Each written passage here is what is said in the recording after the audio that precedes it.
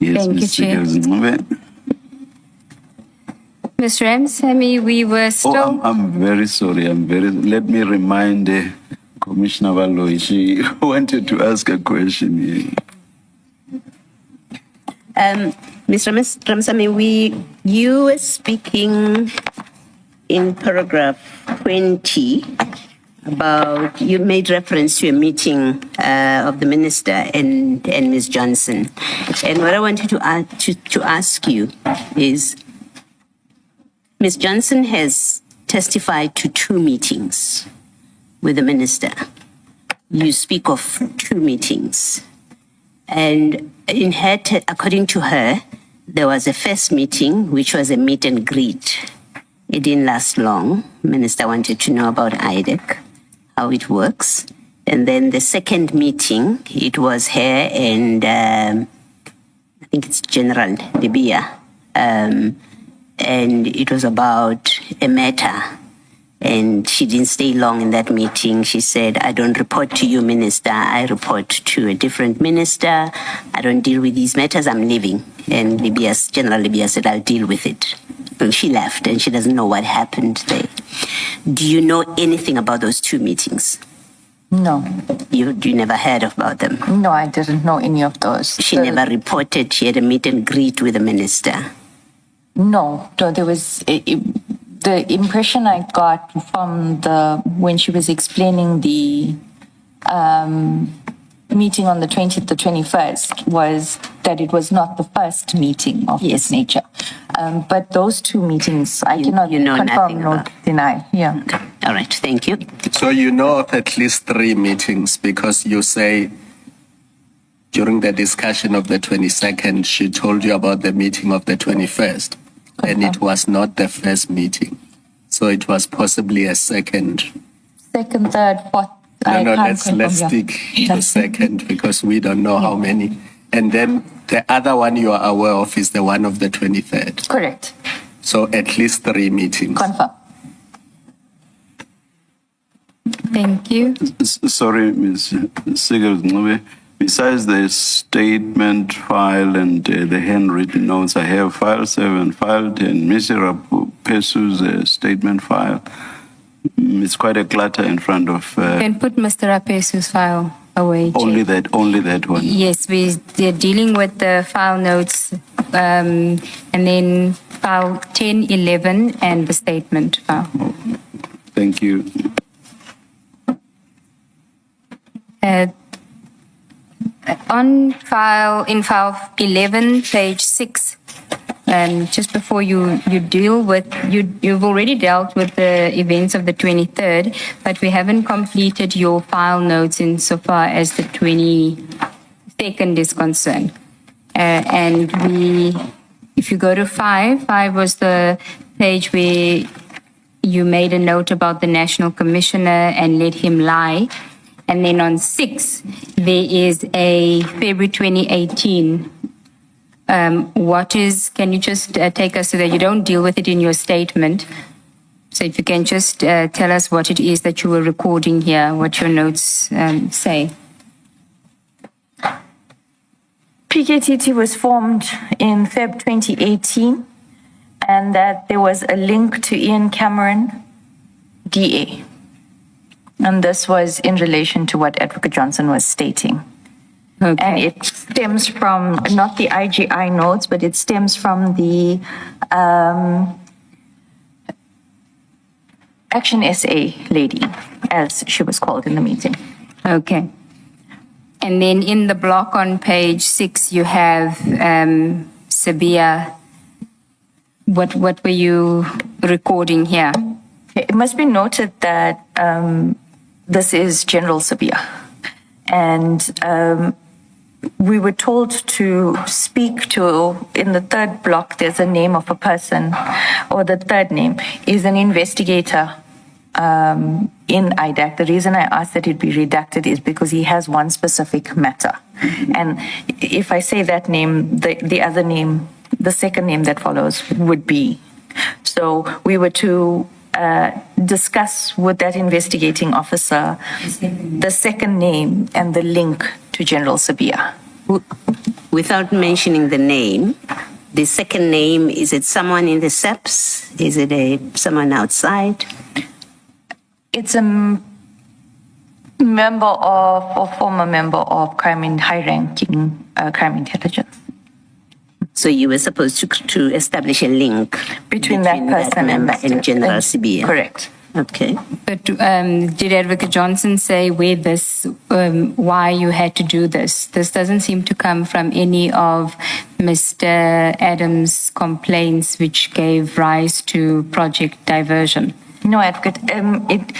Like I said, and I think I'm saying it now for the third or fourth time, this is one of the main reasons for my unease. I didn't know where this information that Advocate Johnson was relaying to us is coming from.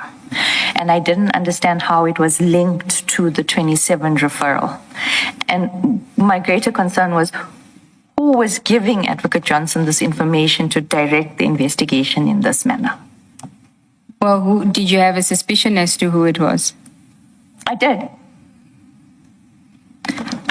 Because of the meeting that evening, I suspected that this was, and because Advocate Johnson said that Minister Mkhunu wanted to clean up SAPS and crime intelligence, I assumed that there were conversations happening with regards to the greater scheme of things. So you suspected Advocate Johnson was getting this information from Minister Mkhunu? That, as well as the fact that her husband worked in crime intelligence. Okay. Now, insofar as General Sibia is concerned, you have reference there to through 28 and National Commissioner. What was to happen there? 28 was supposed to be sent to the National Commissioner for the personnel file of General Sibia. Okay, for General Sibia's personnel file. Okay. From this, it sounds like General Sibia, in this case, was the subject of interest if you are looking for his personnel file. Correct. Okay. Thank you. And was this ever actioned? Not to my knowledge. I did not receive any information. Okay, then on the next page of file 11, page 7, you don't deal with this meeting in your statements. I just want us to deal with it. It says Teams meeting, Dylan, MRDR. So I'm assuming it's Mr. Perumal, Mr. Rapesu, and yourself. Correct. Having a meeting on the 22nd, or same day. Was this after the presentation meeting or before?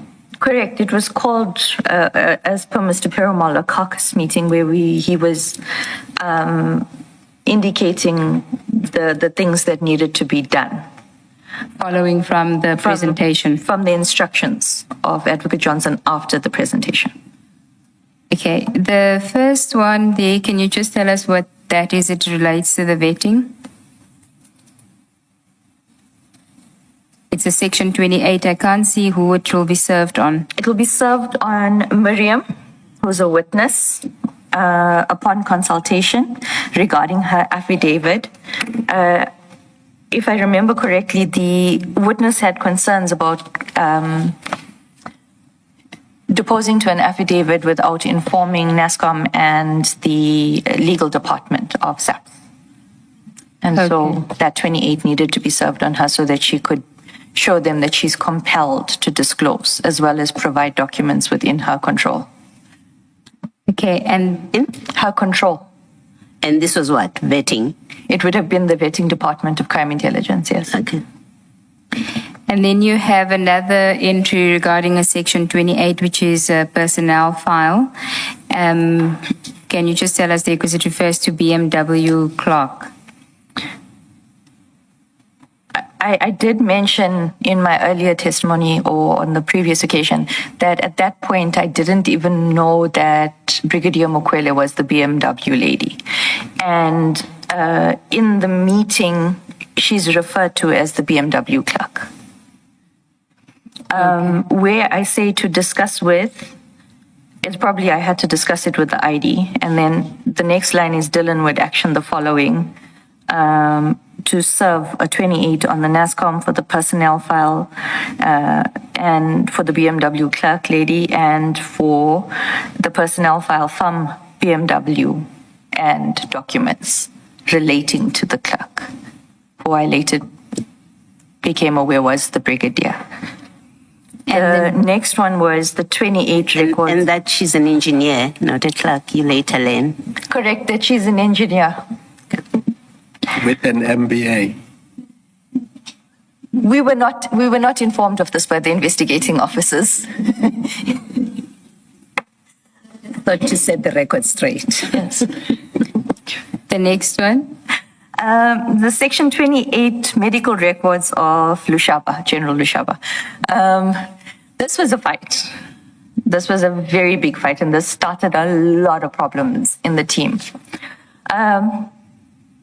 I think during consultation with the evidence leaders, I even asked them, do you know what a J88 is? And they laughed at me.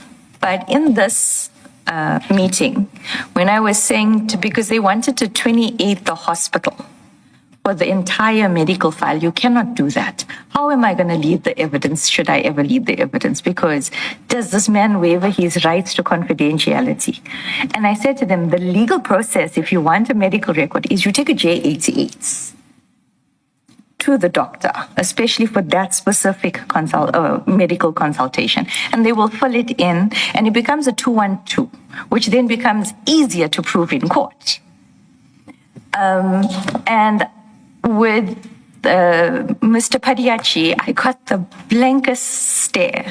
It was as if it just went over. And with Mr. Perumal, he was like, oh, yeah, we'll do that. But they never did that. They actually did 28. They actually, the full medical file.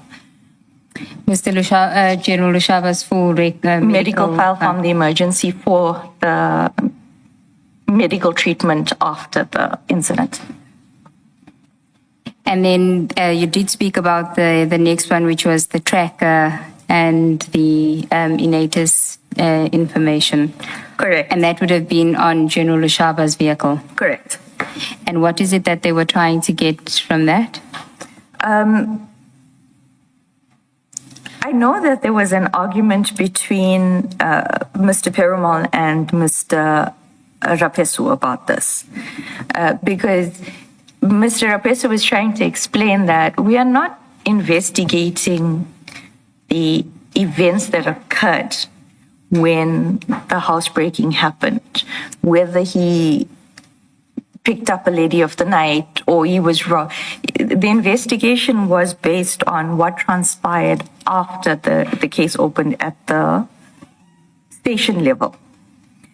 So there was an argument about this, and I'm not sure if it was done. It has never been provided to me.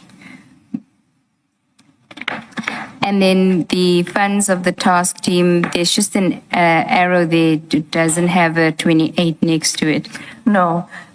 With regards to this, Advocate Johnson had previously said that when it comes to the task team, the political killings task team, that the investigation must look at, or it must be an investigation to obtain a racketeering certificate and prosecute in terms of poker.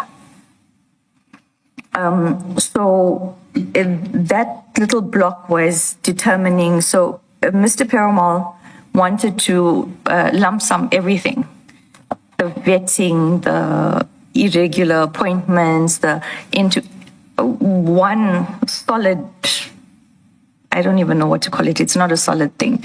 It's just one file, and charge everybody in one go on racketeering. And so that was a discussion that was actually eventually settled by Advocate Johnson saying, no, it's not going to happen that way. And you have there in the block corruption, racketeering task team. What is that referring to? The same. It's the same thing with regards to the funds of the task team, resources, isolation, and then the manner in which Mr. Perumal wanted to proceed. Okay, then we can go to the next page, which is page 8. That's where I think you deal with that meeting on page 11, paragraph 21 of your statement, which is the 23 January 2025 meeting, where Mr. Perumal is reporting back about the meeting with General Khan. Correct. Okay. But on your notes, that is in a block, a separate block at the bottom of page 8, file 11, there is other entries there that may be of relevance. I see that General Masimola's name is mentioned there again. It says Masimola equals SSA removed. What is that about? Do you recall? Where are we? On page 8. At the bottom. No, at the bottom deals with General Khan. At the top, where it has Dylan and Brian. Okay. Then there's meeting. Fourth line. Yes. One of the issues that I raised was that, so when Dylan, Mr. Perumal was explaining the meeting with Feroz Khan, the issue of the vetting being sent to SSA had come up. And Mr. Perumal indicated that there must be an investigation with regards to this whole thing, and that the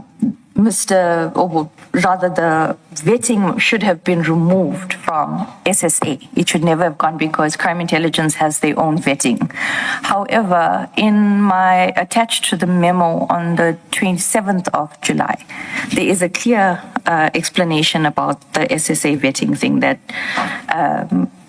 basically makes this whole argument null and void. You mean the 7th of July? 7th of July, Okay. yes, Yes. 2025. And then the block where it has Feroz Kumalo, you've explained that in your statement at paragraph 21. Yes. Okay. You can continue with your statement at paragraph 22. Thank you. Mr. Perumal stated that Khan becomes very important to the project diversion investigations. He also said that he would be meeting Els Continue. and Shlongwane that day. These were identified by General Khan as possible witnesses. After the meeting with Advocate Johnson on the 30th of January 2025 regarding the Mr. Nkabinde matter, no further meetings were held until April 2025. Or if meetings were held, I was not included. Okay, can I then ask you to go to page 12 of file 11, which deals with the still aspects of the meeting of the 23rd of January 2025, I think you meant. That 2301, 2026, you wrote just to identify the thing, because it was pages. out of order, but it should be 2025. Correct. Yes. Okay, there you've got Khan becomes important. And then there is section 2828, again, serve Masimola, Tom Moyane, and NASCOM, D-class. What is that? Declassify. So you want, the request was for the National Commissioner to declassify. What had happened was when Advocate Johnson instructed that the 28 must be served on Feroz Khan. So that, because those documents were in his possession based on his position. During the consultation that took place between Mr. Padiachi, Mr. Perumal, and Mr. Khan, Mr. Khan said that they have to be served on the NASCOM, being General Masimula, so that because they are classified. And so they had, the only person in SAPS that can declassify the personnel files is the NASCOM. Okay. Then back to your statement, page 11, the new topic, mounting pressure to progress investigations and effect arrests. Before you deal with the new topic, at this point, and I'm looking up to paragraph 22, surely at this point you must have a sense about the role of General Khan. Yeah. Can you just speak to that? I mean, it's difficult to comprehend a situation where you are all having these discussions in these meetings and tasks are given and his name keeps coming up. You also know who he is, that you now know he's in crime intelligence. He works with Advocate Johnson, Johnson's husband. So there are certain facts you know. You must have formed a view at this point about his... I did. Yeah, can you just share that with us?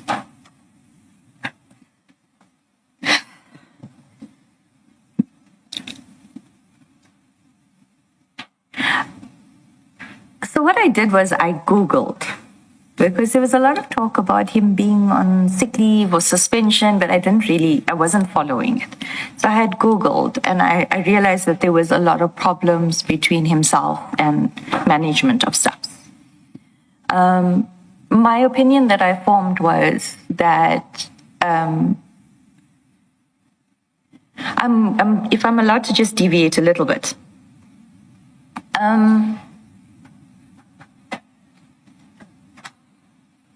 In 2023, I had been given a docket where the former head of crime intelligence, Lieutenant General Jacobs, is supposed to have been accused number one. And when I was one statement short from being able to enroll the matter against 3 suspects in the matter. You are in IDEC at that time? I'm in IDEC at the time. That is one of the 3 matters that I indicated in statement 1 where Advocate Johnson point blank refused to let me proceed. In fact, she held a meeting saying that those dockets were going to be sent to SECU, but they had come through the Zondo Commission. And it was around that time that I was putting the link of Advocate Johnson's husband, crime intelligence, and this matter, because people talk. And I was also asking the investigating officer, why are we being blocked? And then I had heard about Advocate Johnson's husband and Mr. Khan being friends. Then all of this happened. So I put 4 and 4 together, and I realized that there were other aspects at play, which made me even more cautious with my note-taking, my written objections, notifying management of how procedures are not being followed. And the mere fact that the Feroz Khan affidavit in the Lushaba matter was kept from me. There's an email to that effect where I'm saying I'm not even made aware of it. I've now had 2 court appearances. I have replied to requests for further particulars. So when I disclose this, it's going to look like I'm hiding information from the defense. So I also vocalized my concerns about General Khan's involvement. It also became very clear his agenda when I started reading his affidavits. And I put so in 2 memos, that he's only speaking about his own issues. So I do believe that he had influence on these matters and how they progressed. The investigations and the decisions to prosecute. Correct. Thank you. Thank you. Back to the statement. You were dealing with paragraph 23. It seemed that out of nowhere, Advocate Johnson started putting immense pressure on the team to start effecting arrests on Project Diversion. Advocate Johnson wanted matters enrolled as a matter of urgency. On the 9th of April 2025, Mr. Perumal informed me that Advocate Johnson wanted to advise us that the meeting with Ian Cameron went very well and that we have his full support and that we got his affidavit. Mr. Perumal forwarded messages from Advocate Johnson where it is clear that she was eager for the arrest to be effected as soon as possible, or as she put it, let us strike while it is hot. We do have the screenshot of that. It's not yet in the bundle. It's part of the documents, but we do have, that's supposed to be added and compiled. So we're going to flight that now, but it will be added to file 10 at some point when we do the other documents. Are you able to see it and read it? Yeah. Okay, ID. Just wanted to advise, meeting with Ian Cameron went well. Full support from him. We got his affidavit. We also got... No, I think you must start from the beginning. This is an email this is a WhatsApp from Mr. Perumal. Correct. This is a WhatsApp from Mr. Perumal. He forwarded it to me after he had sent it to Advocate Johnson. Yes, okay. He was reporting to Advocate Johnson. Okay. We also got General Pinar to come in. Once she saw the evidence she's withdrawing her reports, wherein she cleared Lushaba. I will sign off on her affidavit on Friday. She admits that she was misled by the IO and Lushaba's friends, etc. We're back at airport, flying back to PTA at 6 p.m. And so that is his message that he sent to Advocate Johnson, and he's now sending it to you to show that's what he sent her. Correct. And then he forwards, so he's basically forwarding the conversation that he's having with Advocate Johnson to you. Correct. And where we then see the white messages like that, the long message, where it doesn't have a forward, it's because it's his message to her. So when you send it to somebody else, it's not going to show as a forwarded message. But her message to him will come across as a forwarded message. Correct. So where we see forwarded, that is from Advocate Johnson to Mr. Perumal. And where we don't see forward, it's his message to her. Correct. Okay? Okay, thank you. Stay on Pinar. I think you meant Pinar. So that we enroll Lushaba ASAP. And his response? No problem, ID.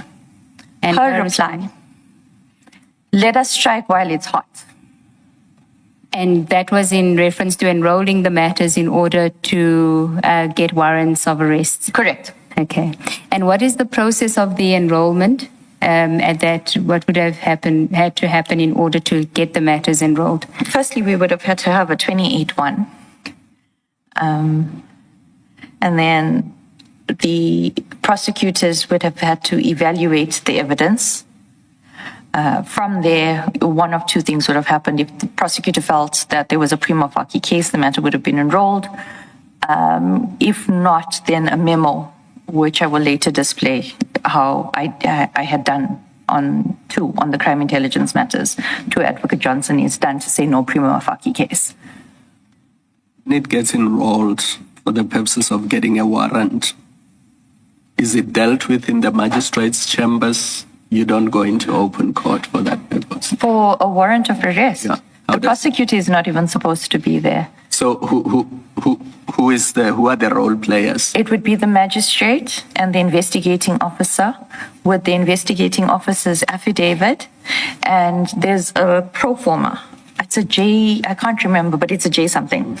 At the top, it would say, Adv Ramsamy, confirm that I have perused the docket and I confirm that there's a prima facie case. I would then sign it and at the bottom date it, and then there's another portion where the investigating officer will fill out. And then you're asking the magistrate to authorize the warrant. But the magistrate is not bound by me saying that there's a prima facie case, because remember, I'm not telling the magistrate what is in the charge sheet or the docket or anything like that. The magistrate is bound in their own duties and responsibilities to read and question the affidavit of the investigating officer. Based on that, then the magistrate would sign the J50.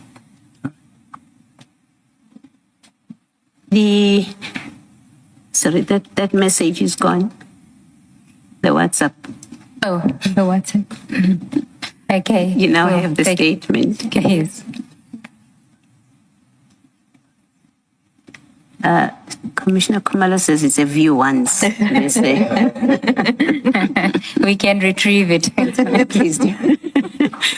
Yeah. This affidavit. So Perumal, Chief Perumal says we got his affidavit.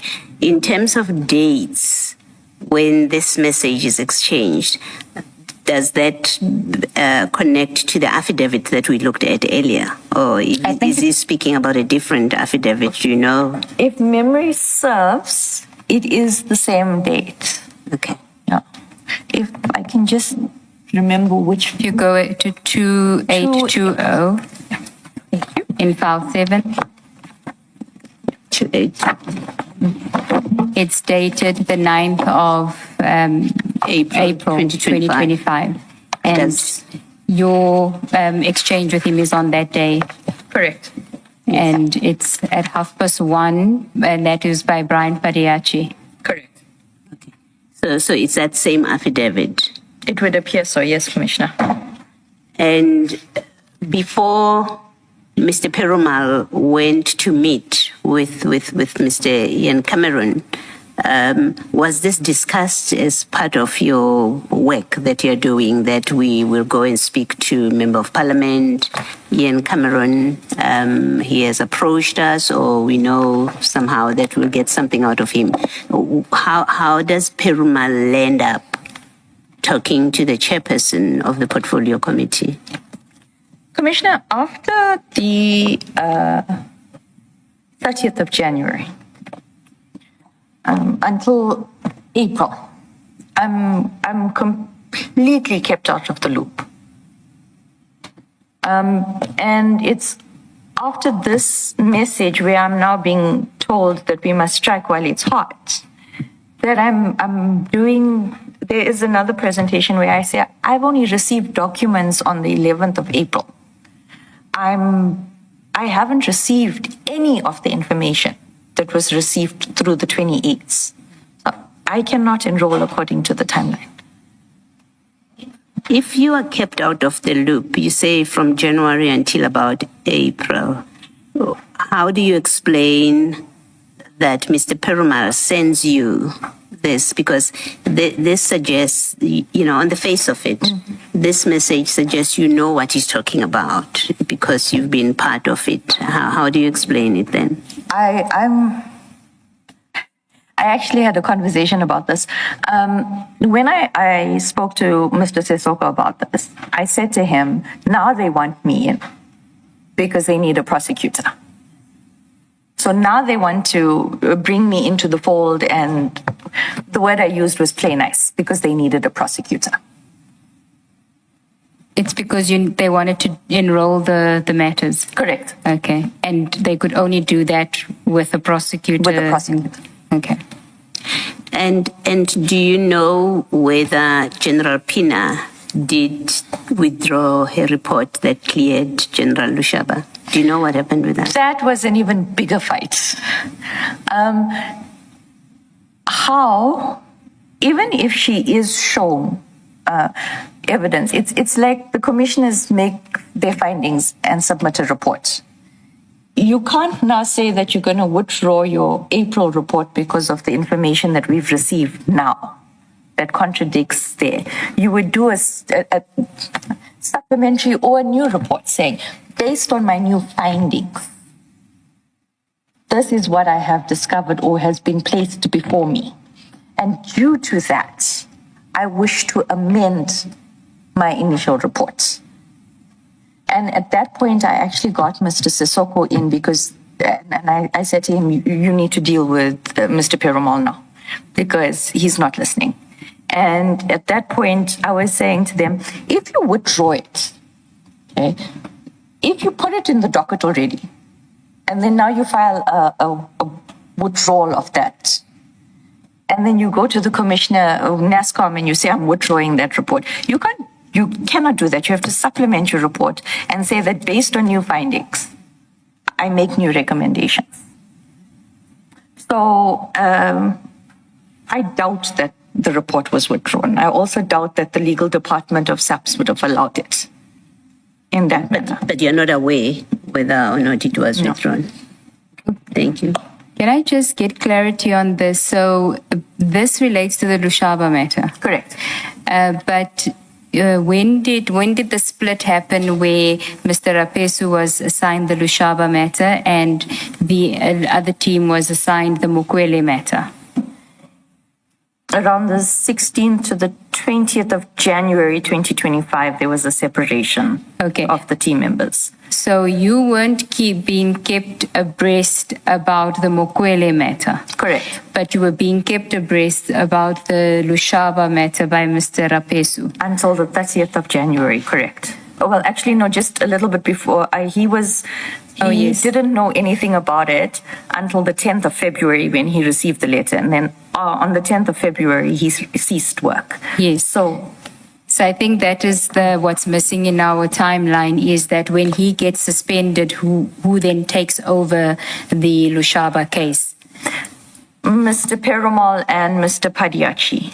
And after that, it went from an investigation of what transpired at station level. And all of a sudden, I really didn't understand, and until now I don't understand, why Crime Intelligence Vetting Department was constantly filing affidavits. Because even in the Lushaba matter, there's 3 affidavits, one of whom is a 204. So when you say that you weren't being kept abreast, that would have been from February when Mr. Rapesu was no longer on the Lushaba matter? Correct. But you were aware that the Lushaba matter is now being investigated by Mr. Perumal and his team? Correct. And you're not aware then what's happening on that investigation? Correct. Okay. Are you asking for updates or how does the process work? I'm supposed to be updated on every single witness that's consulted, every step of the investigation. Where there's problems with witness statements, I'm supposed to get the drafts, I'm supposed to proofread, I'm supposed to analyze.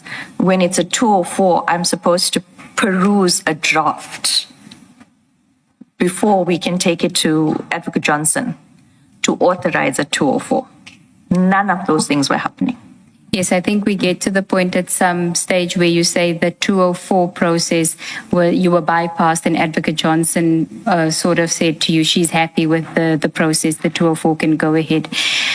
But at this stage when he sends you this message, do you then, because you're not responding to him immediately, but at some point you must be engaging him now on what's happened, and do you have a meeting? How do you get updates now? Because now you know that there's been progress on the Lushaba matter. What happens from there? And Mr. Cameron's affidavit, does that relate to the Lushaba matter as well? No. Okay. So why were you being told about his affidavit? I think the purpose of, and this will also be addressed when I speak of the meeting of the 8th of July, 2025. Advocate Johnson would send certain instructions to me through Mr. Perumal. So my understanding of this message was that Mr. Perumal wanted me to know that Advocate Johnson wanted us to get going on the Lushaba matter. And then there was a meeting subsequent to that on the 11th of April. I think it's the 11th. And before he was taken off the Lushaba matter, what was Mr. Rapesu's view of the matter?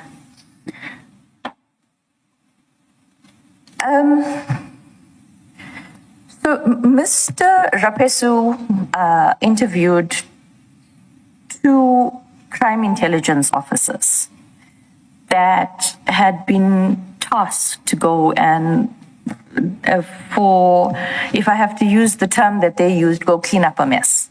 Okay. And then when he received the docket, he looked at the C clip and the A1.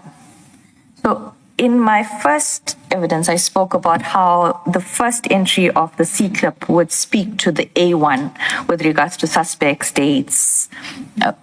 The whole thing is literally summarized for when the detective takes over.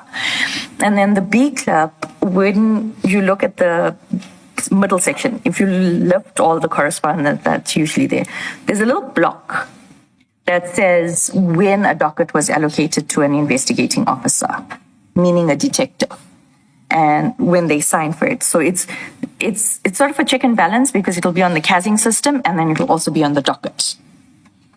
Mr. Rapeso then, and he updated me via WhatsApp throughout the day of every move. And so he then consulted, he found out that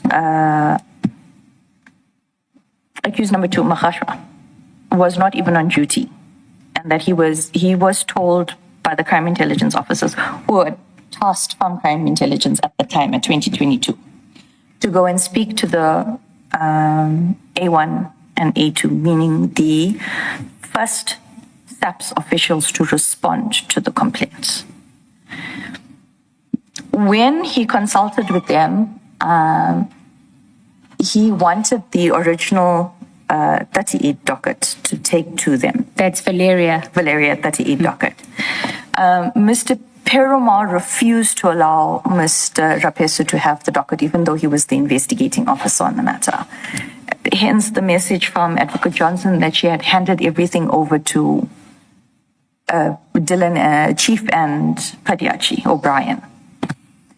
So I told him to work off the copies that I had made for him and the whole team of those dockets. And in those copies was Valeria 38.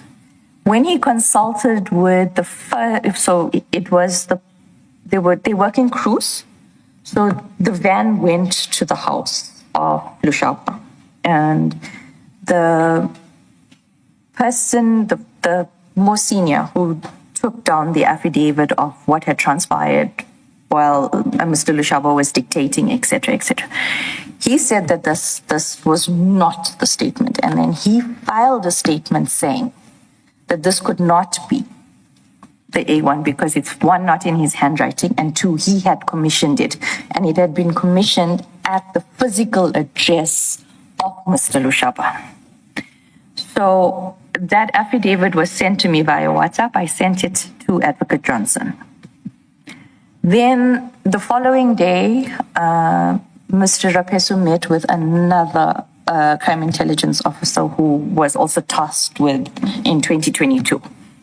And then he also met with the crew member of the what I call the A1, because he was the first person to file an affidavit with regards to what transpired after Valeria Case 38 was opened. He filed an affidavit in confirmation of what had transpired in where Mr. Lushaba goes to the police station. He's told to wait at his residence. A van will come, a SAPS van. The SAPS van attends the statement, and the docket is opened at the house. Accused number 2, Mahashwa, is not even there. But the statement in the Valeria Case 38, as it stands now, is an affidavit commissioned by the detective Mahashwa. So the investigations progressed. Mr. Rapeso went to speak to the station commander. The station commander also had his own concerns about this docket, and he voiced them with regards to the amount of pressure that he was receiving from accused number 4, 3 and 4 to close this docket. In fact, he says, accused number 3 and 4 said to me, "Don't you want to make your life easier and just close this docket as undetected?" The commander also speaks about he did his own investigations with regards to cell phone records and all of those things. He confirms that he has the video, or he viewed the video footage referred to in Mr. Lushaba and the friend's affidavit. But that video footage is gone. It's nowhere. What is labeled as video footage and put in the SAP 13 and an SAP or exhibit bag is actually cell phone records that were obtained by the commander. So that USB of the video footage is gone. And this is everything that Mr. Rapesu did before he gets taken off the matter. Correct. And he reported that to you. He reported, he filed, there were affidavits filed with regards to those things. The commander also referred Mr. Rapesu to the initial person that was allocated to the docket on the CAS system, and explained to Mr. Rapesu, who then explained to me that, and later when I consulted with this station commander, was that it seemed like it was allocated to her because she had just come back from maternity leave and she was brand new. She also files a statement about how she was receiving phone calls from Mr. Lushaba, dictating certain things. That Mr. Lushaba didn't want to deal with her. He didn't want to file a supplementary. He wasn't making the witness on the housebreaking available. The commander also confirms to me that during consultation that on the day that Mr. Lushaba eventually filed a supplementary, he refused to do it in isolation from the witness. So he wanted the commander to do both statements together, and he was interjecting, and there was a lot of... But the friend... So Mr. Lushaba says that he did not go for any medical treatment, etc. The friend's statement says that he drove Mr. Lushaba for blood tests because Mr. Lushaba suspected that he was drugged. And I repeat, the charges on Mr. Lushaba's docket and the three other accused was not that he was not a victim. It was what had happened at the level of the station in order to quickly close that docket. And the statements speak to that right until Mr. Rapesu stopped. Also, it must be noted that 2 out of the 4 accused, when I was still dealing with the matter, approached me for 105A. We were in negotiations when I was removed from the matter. What is 105As? It is a plea and sentence agreement between accused and the state. Okay, so why did Advocate Sarunya, he had a different assessment of the matter? Did he not have access to the investigations that Mr. Rapesu had done? I was not allowed to. Mr. Rapesu was persona non grata. In fact, if you mentioned his name, Mr. Padiachi would stand up and say, "Don't talk about him. That man put my life at risk," no matter where we were.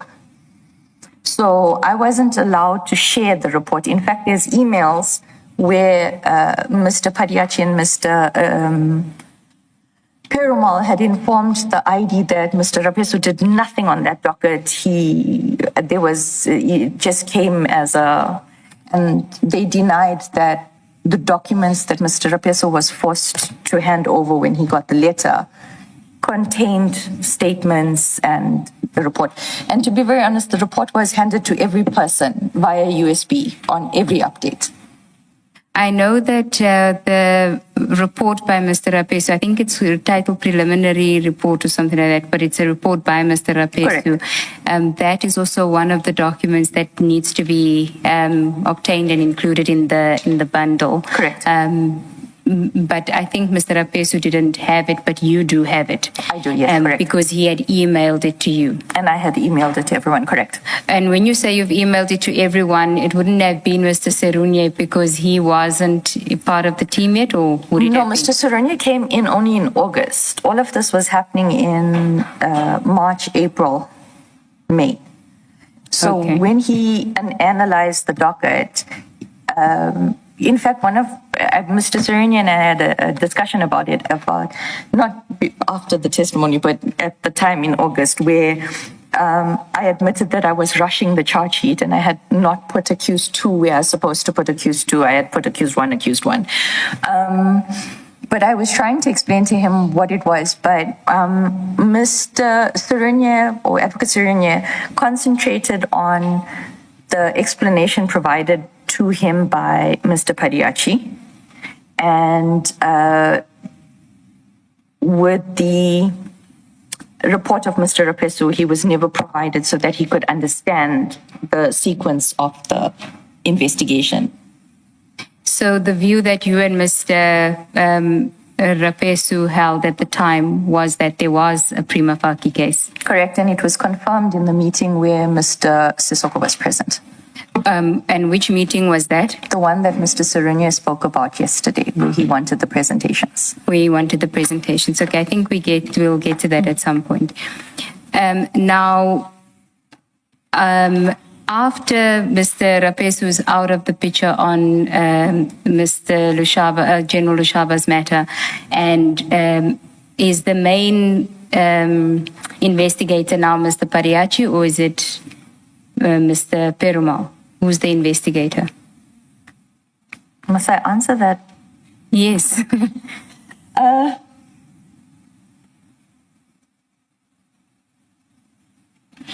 It's I too know late you not have- to be blunt, so I'm going to be blunt.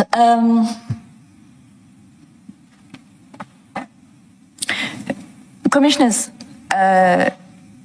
Mr. Padiachi does not know investigation. He is, and even if you look at the emails that I'm providing to the commission, even his affidavits for the J50s, he's never drafted them. Those affidavits are drafted by Mr. Perumal and emailed by Mr. Perumal, and they're in 2 different provinces. And he would say, Brian, peruse, team peruse. So everything, and like I said, I know the style because I've been working with them for almost 4 years now. The other aspect is that I know that Mr. Padiachi was struggling with the investigation because on numerous occasions I had instructed Mr. Padiachi to do, so when we were discussing, if we go back to the aspect where we're saying 28s must be done on this and 28s must be done on that. On page 7. Of file 11. File 11.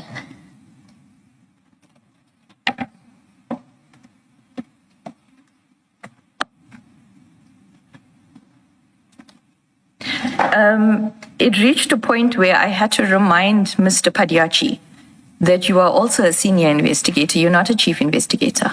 You're on the same rank as Mr. Rapesu. So I'm dividing. You do this, you do this. When it was eventually done, it was done by Mr. Perumal. So even a 28, Mr. Padiachi struggled to do. And on one occasion, Mr. Padiachi had said to me, I'm still new to this, so I need you to guide me through this, whatever. But if you're asking me for guidance, then you must also be willing to learn. And you must be able, because he would sit and he would say, let me tell you how crime intelligence is working, Whenever I would ask why there was a shortage of evidence in an affidavit obtained, it would be, let me tell you. And I said, no, but irrespective of what you know, in order for me to make a decision on the evidence, it has to be in the statement. So, You sound like you, I'm not saying that's your intention. You sound like you agree with General Mkwanezi that Colonel Padiachi knows nothing about investigations. Is that a fair it's a fair assessment? Having worked with him since January 2025. Actually, I worked with him on the other 27 referral, but he came in much later after the investigation was done. Thank you. So yes. Thank you. Now, in your statement, Maybe before you do that, let me ask a question. It relates to that WhatsApp message from Mr. Perumal about his meeting with Mr. Cameron. It's where it says, meeting went very well, full support from him. What did you understand that to mean? Because from the affidavit that we looked at earlier, it seemed, and your notes, looking at your earlier notes, that they went to see him about the appearance of the National Commissioner and his team on vetting issues. I think you said that's vetting crime intelligence. That's why they went there, and that affidavit seems to speak to that, even though it doesn't say they lied. It said, look at the record of our meeting, compare that with your intelligence dockets. Members were not satisfied. That's all he says. When he says, so it would appear that their engagement with him would have been limited to that particular question, the vetting crime intelligence. What did you understand Mr. Perumal to say when he says we have full support from Mr. Cameron? That what you understood or what he said? I understood him to have meant that they went to Mr. Cameron with a specific narrative in mind, and that narrative was accepted. And I say this because I had been working with them for so long. I have sat in 2 or 4 negotiations on other matters, so I know how they think, how they work. They went to him with a specific narrative, and he was on board. And the narrative would be what? Because in the bigger scheme, you have said to us the big scheme. Let me be careful not attribute to you things that you didn't say. So if I were a paraphrase, bear with me.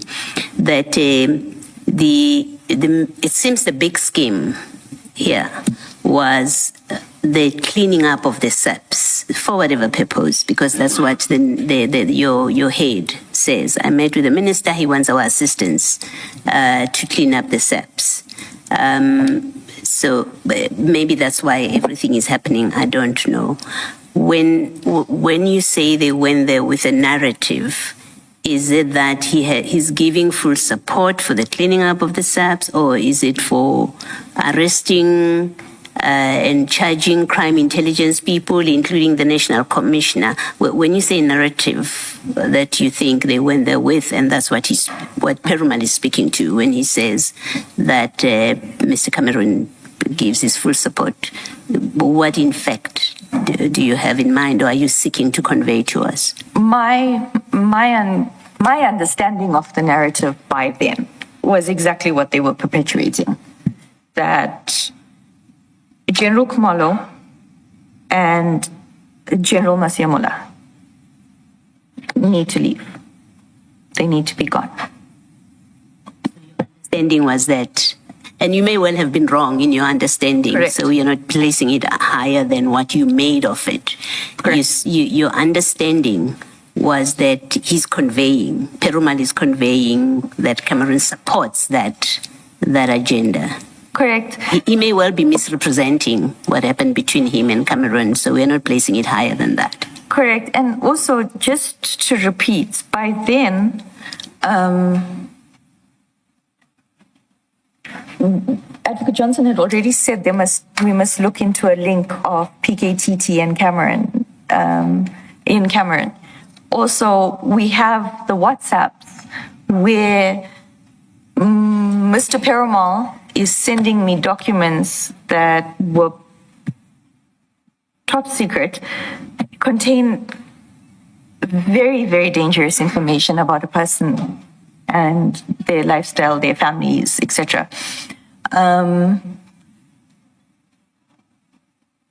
For the purpose of security of Mr. Cameron. So how did we go from investigating how Mr. Cameron went to get, or how Mr. Cameron got protection, his risk assessment, and the PKTT involvement, to he's now on board? Thank you. I just got word that there's a need for a comfort break. Yes, Let's Chair. adjourn. Will be told when to come back. Thank you, Chair.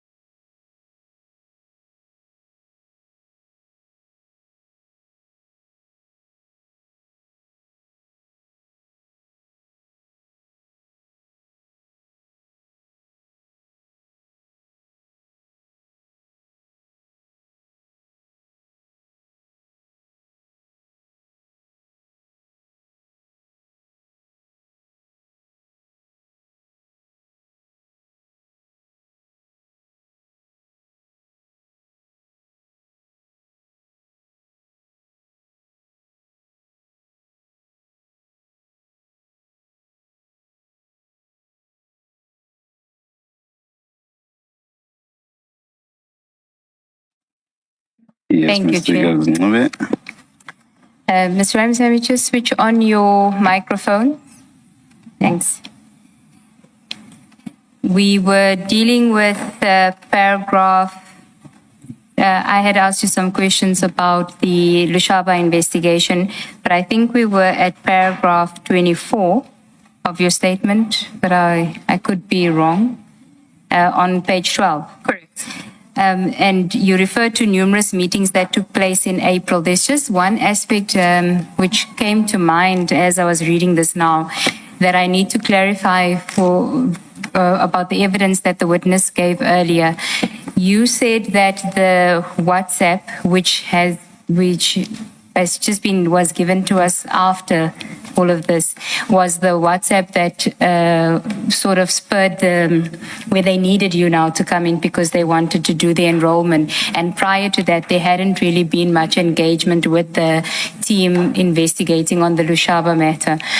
But my recollection of when we had the consultations and your statement was being prepared is that it was actually the meeting that was held in April, the 8th of April, the request for a meeting with you on the 8th of April that made you say, why do now they want me because they need me. It wasn't the 9 April. It was correct.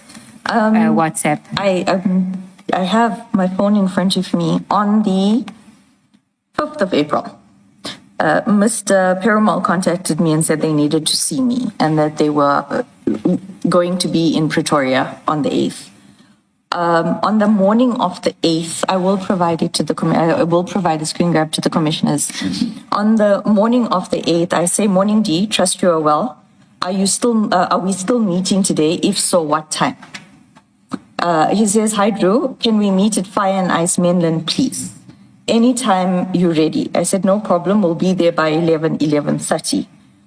At 10:12, I say, "I'm early, 24 minutes away." And then I call to find out, when I get there, I call to find out where do I meet them. And then they were in the conference room or boardroom by the eating area of Fire and Ice.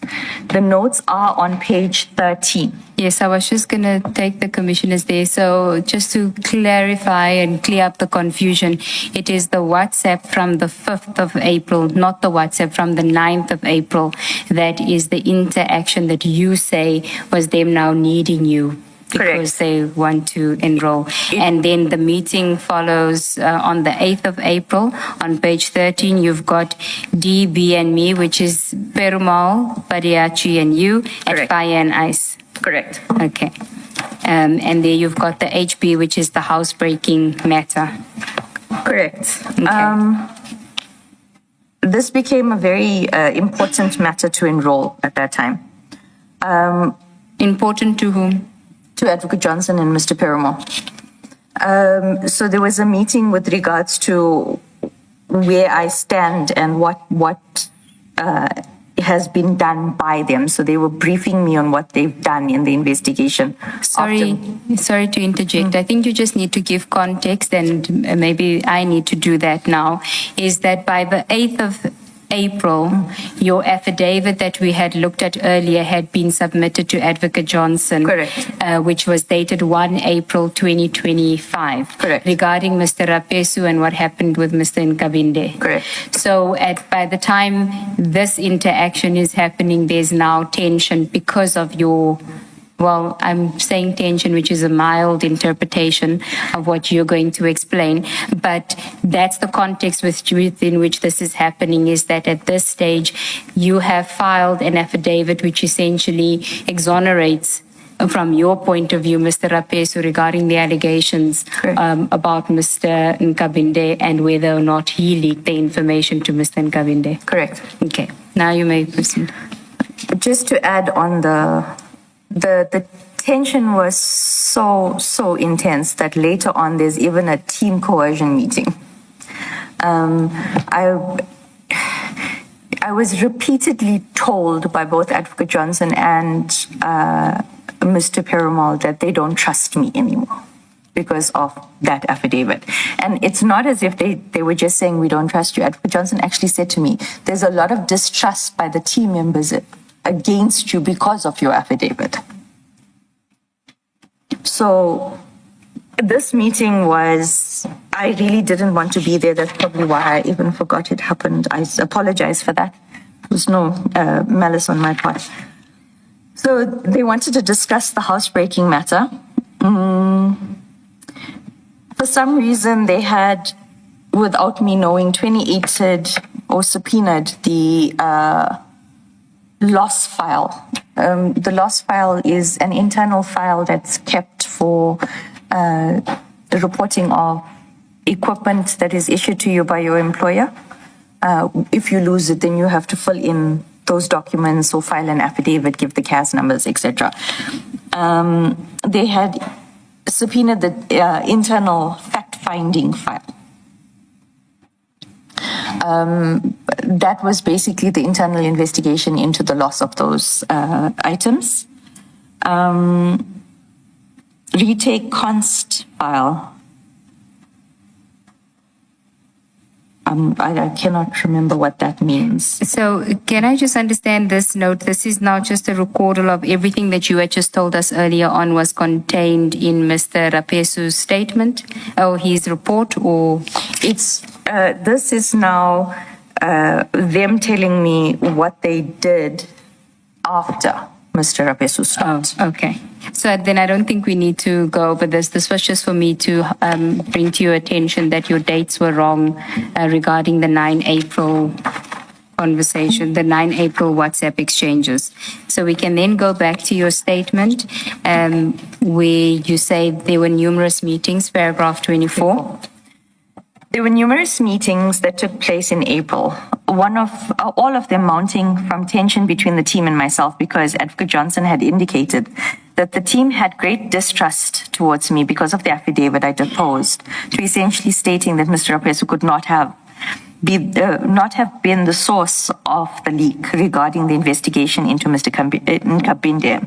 This affidavit was deposed to sometime in the first week of April 2025.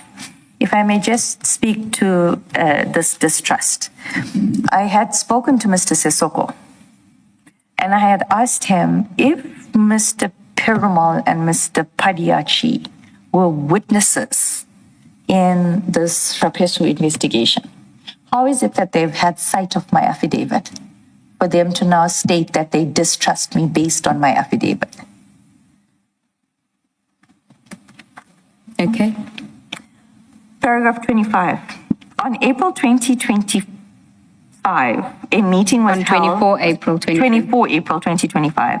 A meeting was held with the project diversion team. Present was Adv Johnson, Mr. Perumal, Sissoko Padiachi, project manager Tsepo Shlale, Patam Lambo, senior investigator, Charles Els, investigator, Venan Vessels, the chief financial investigator. Mr. Sissoko and me. By this time, Mr. Rapesu was no longer on the project. At this meeting, a second written presentation was made to Adv Johnson. I pointed out that I had received affidavits late, and none of the documents secured in terms of the Section 28 processes had been made available to me. Mr. Perumal attempted to deny knowledge of the Section 28 summonses that were issued in respect of General Lushaba's bank account. Those issued by Mr. Rapesu in December 2024. I was shocked and reminded him of the events surrounding the issuing of those summons. In fact, he was copied on Mr. Rapesu's Section What email, attaching the summonses. Tensions were high at that stage, so much so that I had to address the issues with Adv Johnson and Mr. Sissoko, which I did in an email titled Prosecutorial Instructions Considered as Disrespectful and Nonsense. In this email of 25 April 2025, I also raised the issues that investigators were not complying with SOPs during the investigation. I will return to the 24 April 2025 meeting later under the relevant topics. I became aware. Sorry, Ms. Ramsamy, can I just ask you to look again at that date? Because you may be confusing the 24 April meeting with a 16 April meeting, but That's my recollection, but I just want you to go to your notes on page 20, file 11, because it's got takedown. The title of that says takedown plus or minus 7 May. What pages? On page 20 of file 11.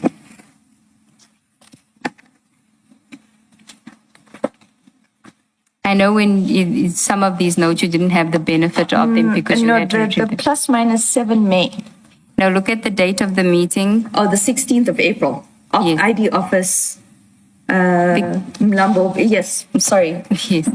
Because that's the meeting where the ID is present. You've got the people that have attended right after the date. You've got at ID's office, Mlambo, Brian, Dylan, Ayanda, Dylan again, Dylan again, ID, Sissoko, Charles, which all corresponds to the attendees on paragraph 25, but you say it's 24 April, and I think it's 16. No, it is the 16th of April. I apologize.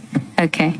I did There say is a 24 April meeting. Yes. But the meeting that you say is the significant meeting where the takedown, that is why there's a takedown plus minus 7 May. Correct. Okay. And tell us what is takedown a reference to?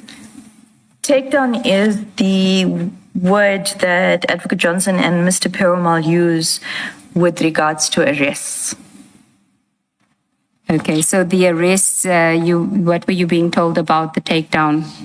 I was instructed that the takedown for Mr. Lushaba and the 3 others was to take place on the 7th of May, plus minus 7th of May. That was the target date. Correct. And were you given any information as to the significance of that date? No, I was not. Okay. And then you have the reference memo ×2 and hard drive. What does that mean? There was an issue of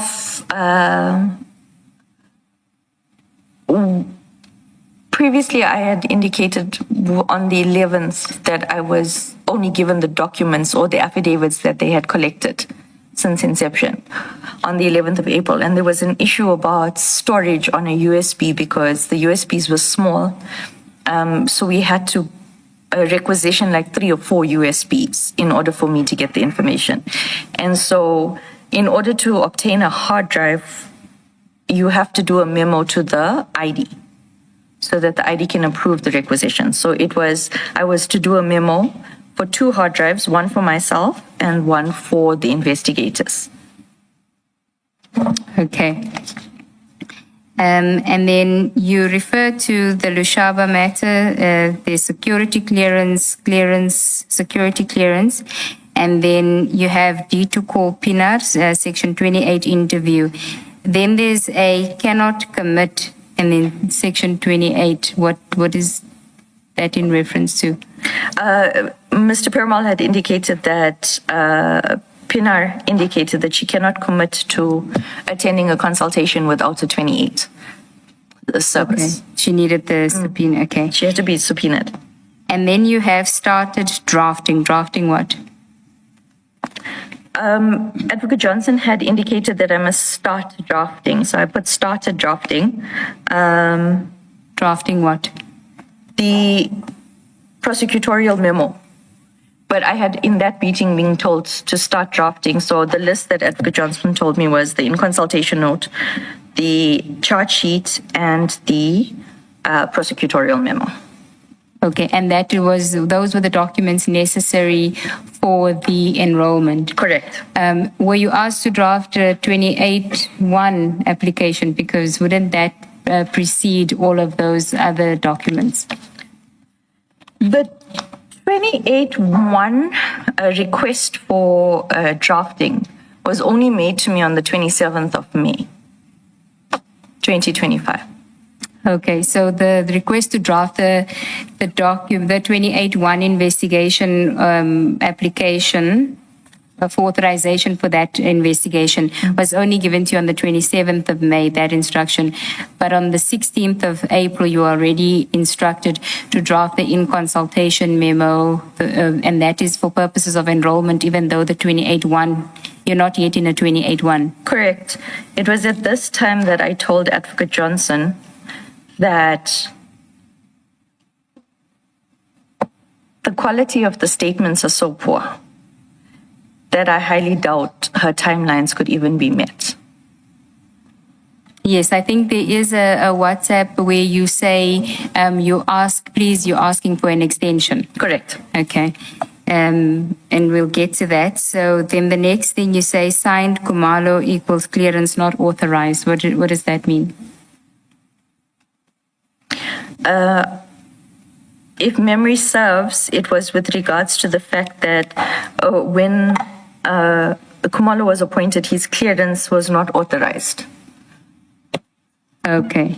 And that is a different investigation and a project diversion. I was writing as everybody was speaking, so it's possible that was supposed to be, the line was supposed to be above it. Okay, the line being now you're in phase 2, which is the unlawful appointments, which General Kumalo would fall under that, which is the vetting. Correct.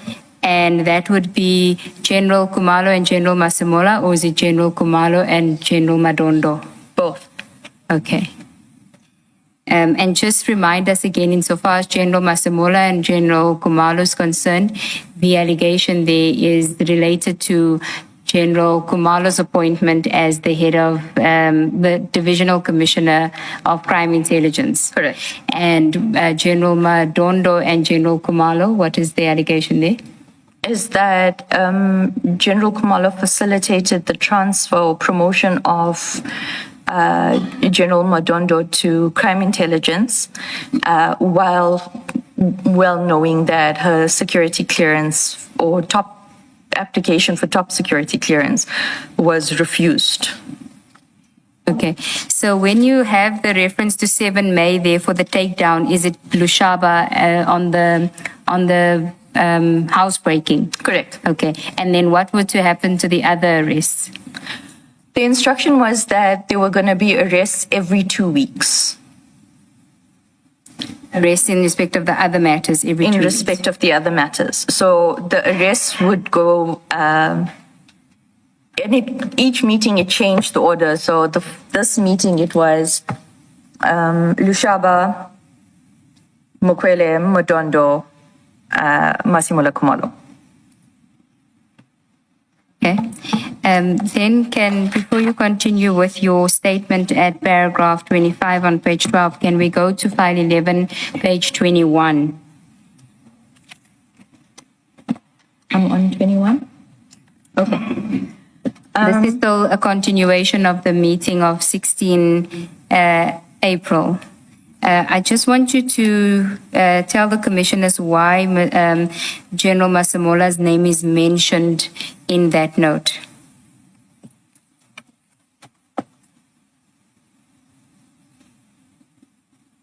And it says not allowed till ID is convinced. I was informed in that meeting that General Masemola was served with a Section 28 to appear before a designated member of the ID to answer questions.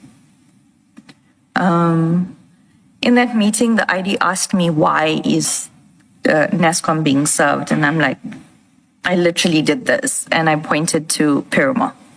And she wanted an explanation as to why it was to happen. And so she gave Mr. Perumal an instruction that he must phone NASCOM and tell NASCOM that the ID instructed that he is not to respond to that 28.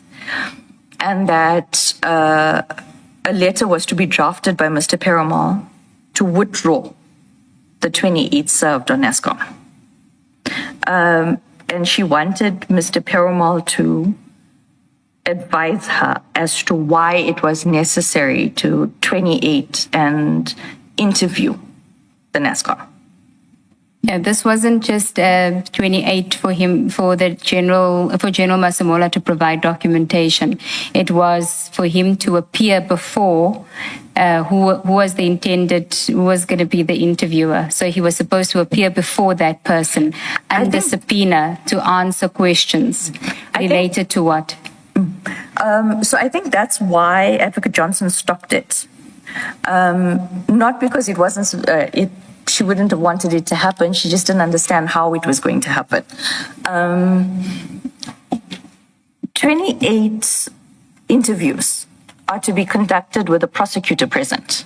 I was the only prosecutor on the matter except for Advocate Johnson. Neither of us knew that the NASCOM was subpoenaed to come to be interviewed. So who was going to do the interview and for what purpose? Because at that point, I didn't even know what information they wanted to question NASCOM on. And what was Mr. Perumal's reaction to Advocate Johnson saying that it must be placed on hold until she is convinced? He was very angry. He was extremely angry. In fact, after the meeting, he stormed out of the meeting. When Advocate Johnson, so he threw his pen down twice during that meeting. Once when I said that the statements, 90% of the statements are futile because they're so poor. And then the second time was when Advocate Johnson said the 28 interview was not taking place. And after the meeting, he was spitting fire. And he was saying that ID doesn't know what happens with these things. The ID doesn't understand how these things work. I'm going to explain it to her. Once I explain it to her, she let it happen. Okay, if we go to 22, there's that reference in your notes to that as well, where it says call NASCOM withdrawn interview. Is that in relation to the same issue? Correct. Okay. And was the National Commissioner advised that he shouldn't appear? Correct. And a letter of withdrawal was sent, as well as the instruction of Advocate Johnson was to go and physically obtain the subpoena served. It was to be brought to her. She was to scratch over it as cancelled or withdrawn, and it must be taken back to NASCOM. Now, who would have signed that subpoena? I haven't seen the subpoena, but the only person that would have been able to sign such a subpoena is Advocate Johnson. But she didn't know about it,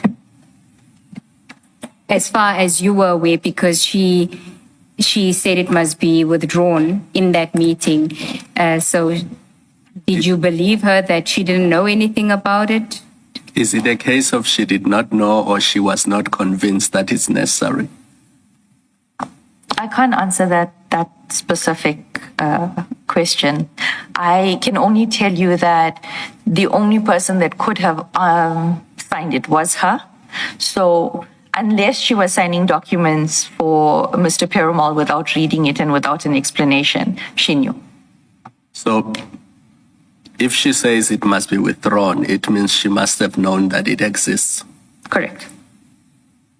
So it was it who brought the topic up about that 28? It was Brian that said that that NASCOM will be here at 1:00. Yes, so she didn't bring up the topic. No. Did you get the sense that she didn't know about the Section 28, or she knew about it, as Commissioner Kumar was putting, that she knew about it, but she now wanted to put it on hold until she was convinced it needed to be done? I'm trying to remember her reaction. So she was typing while we were talking, and then Brian said that, and she turned to me because I was sitting directly in front of her, and she asked me, "Why is NASCOM coming here?" And I said, "I don't know." So in my memory, it seemed like she was genuinely shocked. So I would go with the fact that she signed a document that she didn't read.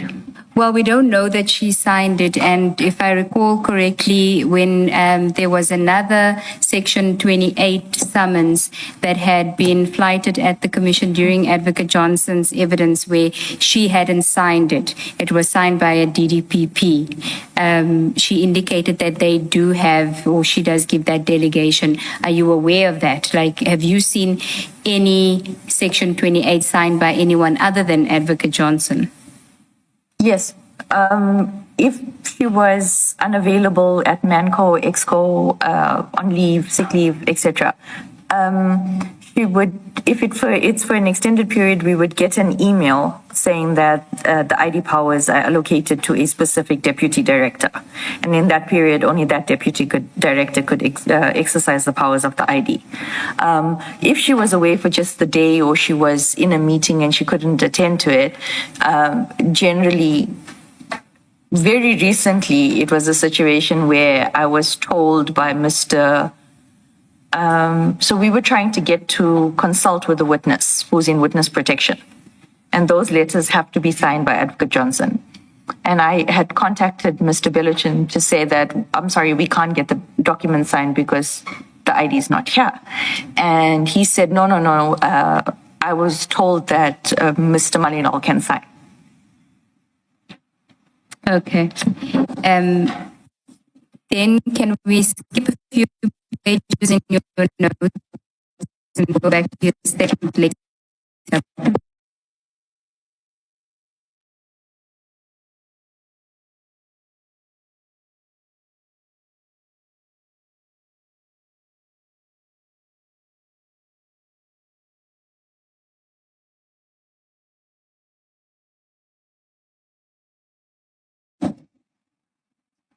I'm interested in the entries after the line where you say collect 28 cancelled. Is that again a reference to General Masamola's cancelled 28? Correct. Okay. And then you've got Mokwili, and I'm assuming at that stage you didn't know. I'm assuming it was for Mokwele. Correct. I reiterate, at that point I had no documents, so I didn't even know the spelling of the brigadier. So as at 16 April, you didn't know about, you didn't have the name, even the correct spelling of Brigadier Mokwele's name. Correct. You say you had no documents. But the 20 May, I'm assuming, is a date that's targeted for arrests. Correct. And the Lushaba is 7 May. Correct. Yeah, was this said by Advocate Johnson? Sorry. Yes, these instructions were given by Advocate Johnson. So here she reiterated that she added to the cancellation of the 28, which I just explained, where it had to go and get collected, brought to her, she would cancel it, and then it had to get given back to NASCOM. And then this is how the first two arrests and the dates, the projected dates. In fact, it was more of an instruction that this is going to happen on these dates.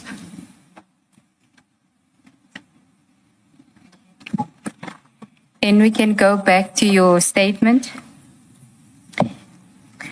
We've now clarified at paragraph 25 that the date is the 16th. You've already said who was in attendance and that Mr. Rapesu was no longer there. Maybe you can go from you'll correct me if you've dealt with that. I think you've dealt with that. Paragraph 26 is where we're at. Thank you. I became aware that on 9 May 2025, a meeting was held in my absence with Advocate Johnson, Mr. Sissoko, where the investigators, Mr. Perumal and Padiachi, complained that they could no longer work with me.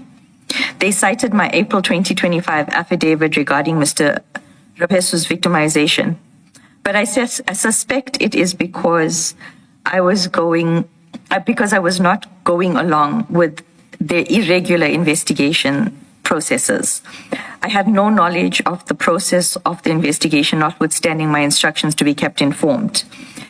At one point, I received affidavits from witnesses who had been referred to as Section 204 witnesses. I had not been consulted on possible Section 204 witnesses. I was also given the affidavits that were already commissioned. I had previously informed Advocate Johnson that I had not perused the Section 204 statement, to which she replied that it was discussed with her and she approved of the Section 204. When I was told that the distrust related to my affidavit, I asked Mr. Sissoko whether it was because I mentioned in my affidavit, one, Advocate Johnson had informed us in the meeting that she had met with Minister Mkhunu, or perhaps the fact that I had mentioned General Gininda had been mentioned in our project diversion meeting, or perhaps that we were investigating Mr. Nkabinde. Mr. Sissoko responded that it was probably all of the above. It was also during this time that Advocate Johnson instructed us to effect arrests on project diversion every 2 weeks, starting from the first week of May 2025. But for reasons that annoyed Advocate Johnson, this did not happen as she'd planned. Can you just tell us why it didn't happen as planned? What was the issue?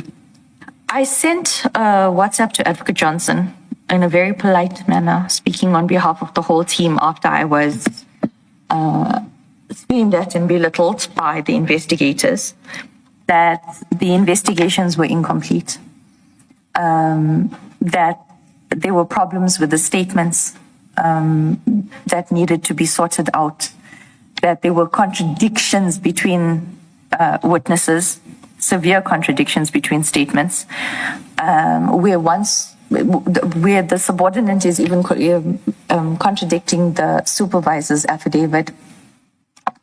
And furthermore, that I had only received all the documentation on the 11th of April. I was still going through everything. It was a lot, and I was not going to be ready. If we can go to your WhatsApps with Advocate Johnson on page 258, bundle 10, file 10.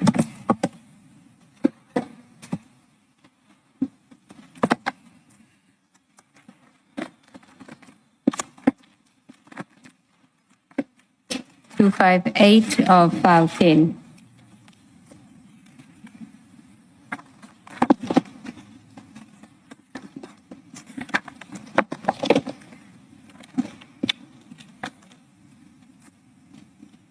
I think we can start on 257 actually. Okay. This is on the 24th of April 2025. Thank you. Morning, Advocate Johnson. We just had a team meeting on the arrest for first leg. We won't be ready on projected date of 5 to 7 May. And first leg is what? It's the Lushaba takedown. Correct.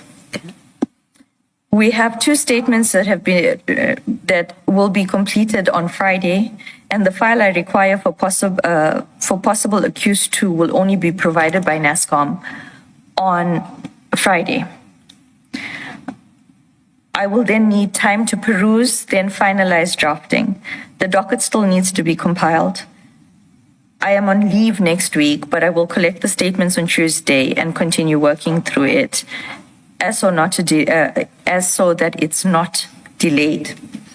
Dylan and Brian want a briefing from Mansa on the statements he collected. I do not require same as I was updated and the report submitted. I am humbly requesting on behalf of the team an extension to 14 May for finalization of the investigations and drafts. Then if we go to 258, her response. It's fine. I will need a final briefing before takedown. Prepare prosecution memo also for DPP perusal. Noted. We will comply. Thank you. Okay, so you had a basis on which you were saying that we're not going to be ready by 7 May. Correct. So can you just tell us, you've summarized here what it is. In your view, were you ever going to be ready? No. And is this only in reference to the Lushaba matter or the entire, so the second leg as well?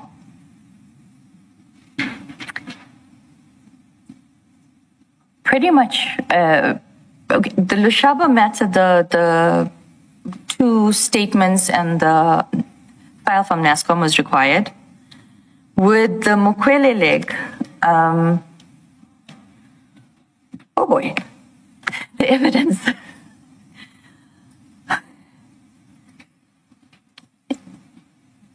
You know, I think one of the reasons Brian fought with me and stuck his finger in my face was because I said that a nursery book reads better than this docket. It was poor. There was no elements of any offense. This is the Mukwele. The Mukwele docket.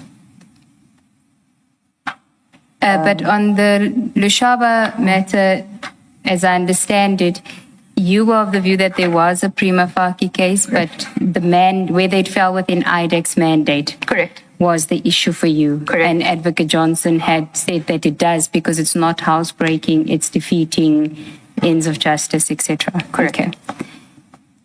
So when you are informing her here that you want an extension, you're asking for an extension to 14 May on the Lushaba matter. Correct. For finalization of investigations. Did that mean that every other arrest was going to then be delayed by 2 weeks? What was the entire project and the projected dates were going to be delayed. Then we can go back to your statement. May 2025, Lushaba enrollment. Sometime in May 2025, might have been the third week of May, I had to enroll the Lushaba matter, but I encountered issues with the affidavits that had been filed and asked the investigators to attend to the necessary. I could only make an assessment on the evidence based on what was contained in the statements. The investigators obtained supplementary statements, but this became an issue because the initial statement was so-called Section 204 statements. As stated earlier, Advocate Johnson approved the Section 204 processes without my input. And in circumstances where I had told her that I had not yet consulted with the Section 204 witnesses in order to form a view, I could not understand how we would supplement a Section 204 witness statement. Explain that to us. We don't understand what you mean by that. A Section 204 statement, as I explained earlier, is a statement by someone who's a person of interest, a suspect, who's providing vital information that we would not have been able to otherwise obtain. And I'm saying, and I said it to Advocate Johnson, all the 204 statements that were taken in Project Diversion, the deponent doesn't even admit liability. So in order for you to get indemnity after testifying, you must be truthful, honest, and give a full account, including your own involvement. But if you're saying that I was instructed, and there's one statement where they don't even say that what they were instructed to do was wrong, or irregular, or against procedure, or SOPs, or anything. It's just I was instructed. So with this specific, with the Lushaba matter, they had given a witness 204 status, where he is contradicting the statement of his supervisor in the docket. And to be very honest, I didn't even understand why the vetting section of crime intelligence was involved in a situation of, it did assist to an extent once I did read the vetting file with regards to the contradictions of how the process worked and the consultation with Mr. Lushaba in the vetting versus what was said in the docket versus the friend's statement of going to get medical assistance, whereas Mr. Lushaba told the vetting officer that he did not. So there were inconsistencies in Mr. Lushaba's account of events. But that specific 204 statement, he basically said, "Oh well, I didn't see or I didn't really believe the guy, so I didn't sign off on the file." I understand why Ms. Sigels Ngube asked you to explain this, because it sounds like you're stating a general legal proposition, whereas from your explanation, it seems that what you were saying was that in this instance, it was pointless to supplement. Correct. This statement. Okay. All right. Can we just then deal with Advocate Johnson's approach on the 204, which is page 241 of file 10, which is a WhatsApp exchange between you and Advocate Johnson. It starts with the issue of Mr.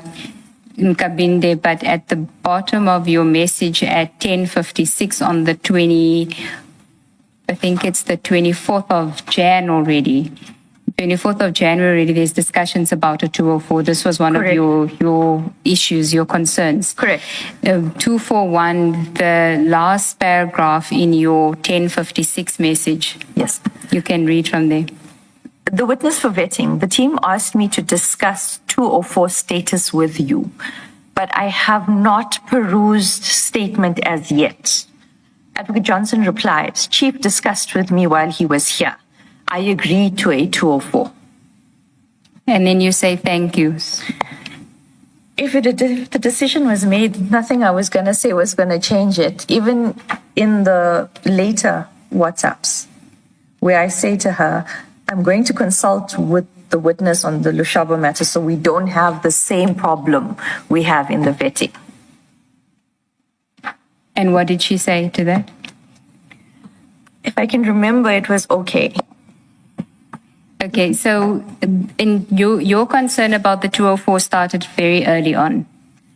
Yes, and it was addressed by myself, and then in the fight that I spoke about with Mr. Rapesu, Mr. Padiachi, and Mr. Perumal. We are on a 2813. We are determining the veracity of accusations. How is a witness being given what could essentially be indemnity at that early stage? And correctly so, you're going to get evidence that's going to taint your investigation because you're going to lead in the direction of someone who's a suspect. Can I just ask a different question about this? In the normal course, at which point do you get to, now it's time to get a section 204 from this particular witness? This is in the normal course of your investigation, eventually prosecution. That's my first question. The second question is, where does the authority lie to make the decision that we will make this witness to be a true? Because I can imagine that there are witnesses that you should be prosecuted, even if they were going to tell on themselves. You know, you say this is too serious. I hope you do that, to say this is too serious to let them get away with, as a 204 witness. So it's really two questions. Is in the normal course of your work culminating in a prosecution, where does the 204 lie decision, as in we're in the process, but two, who actually makes that decision? With regards to where it lies, as a prosecutor and also from investigations that we've already done, where I've not been working with this team on other matters, a 204 will only be approached once the investigation has reached such an advanced stage and all avenues have been pursued to obtain that evidence and we can't. We then have to make a judgment call on, do we need that evidence more than we need to prosecute that person? And that is the line of thinking of when you decide. And is it a case of you have now hit the point where if we don't turn this witness into a 204 witness, we will never get this information? That is where, that as far as myself and most of the prosecutors within IDAC, Yes. it is the only time that we would actually consider it. Okay. With regards to the authorization,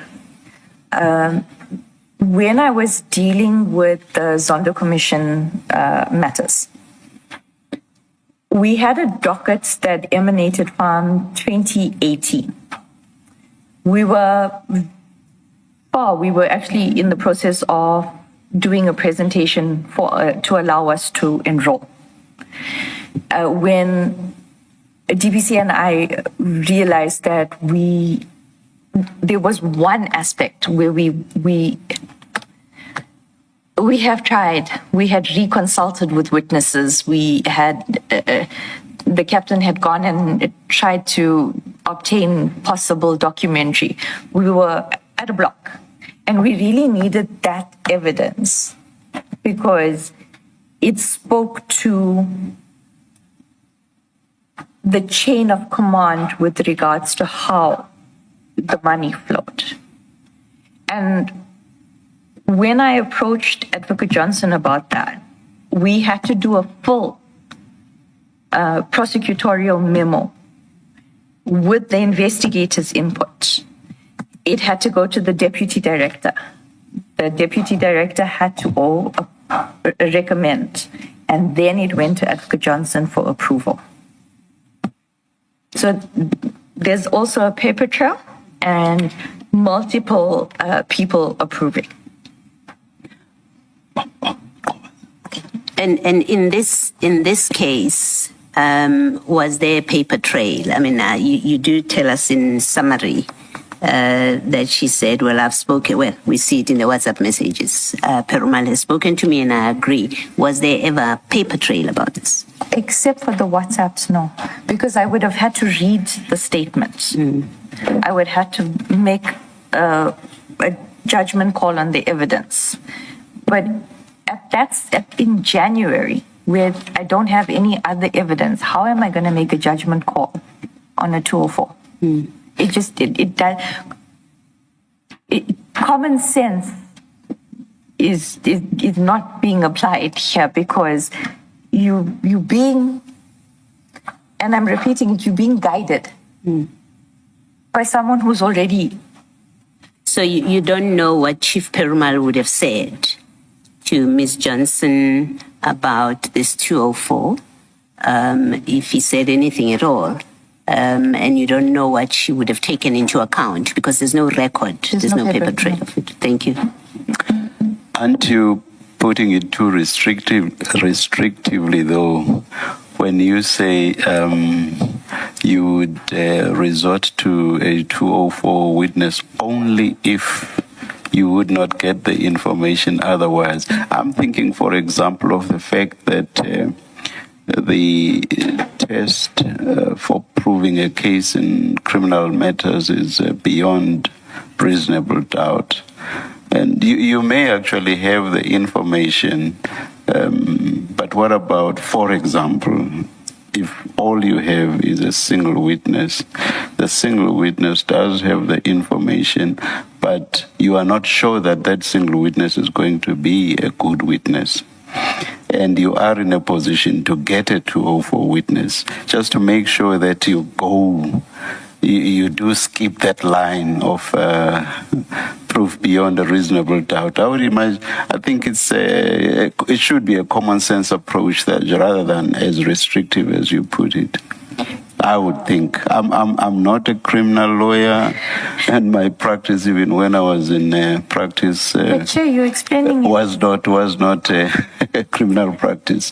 You're explaining it exactly how I put it. It's just that I sounded a little bit more restricted or restrictive.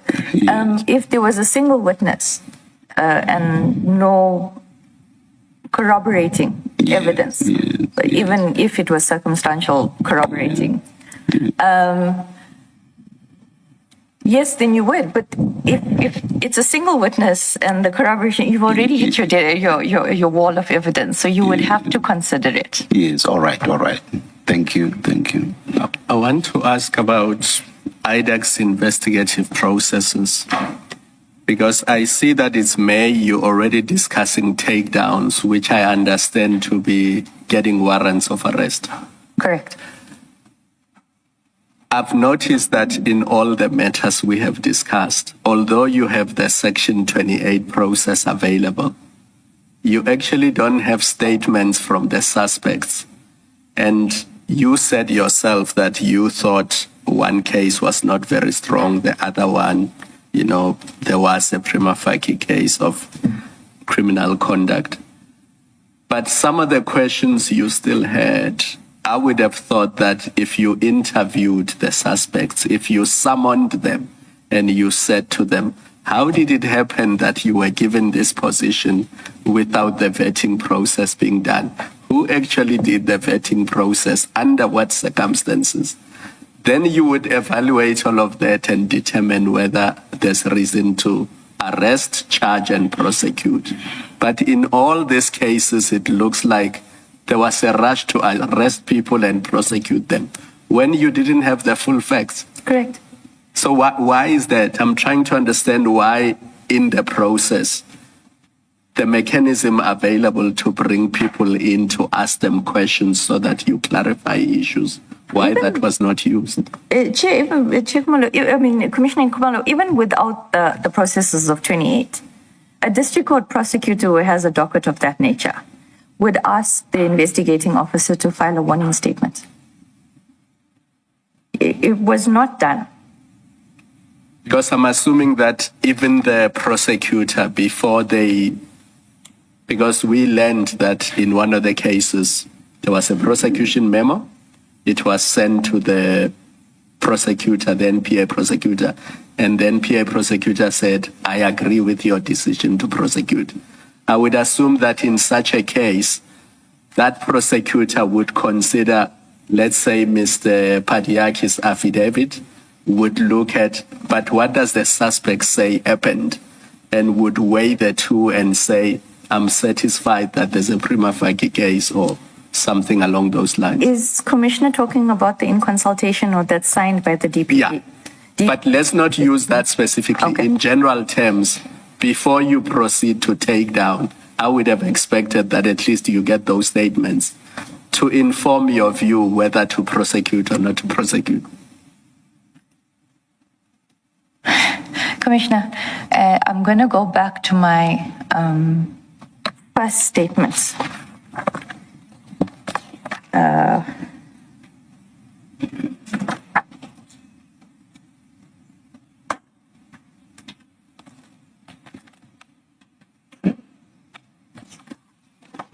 If Advocate can just help, I'm looking for the part where I speak about the orchestrated attack. The orchestrated attack. Now you're putting me on the spot. I apologize.